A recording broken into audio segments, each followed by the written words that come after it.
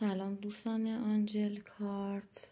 این پست در مورد مقایسه سایز ها هست و کارت های مورد علاقتون رو میتونین با هر سایزی که مناسب میدونین سفارش بدین.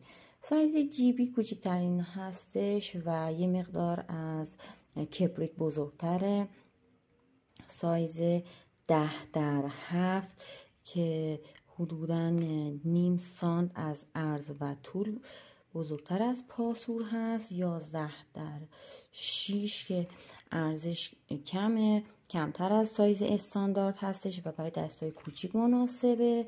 سایز 12x7 برای دست های سایز متوسط خوبه، البته من دستم کوچیکه. 12x8 بهترین سایز برای اوراکل ها و لنورمان ها هست و تصاویر رو خیلی واضح نشون میده.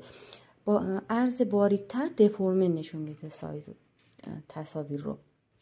14x8 بزرگترین سایز برای کارت های مورد علاقه شماست.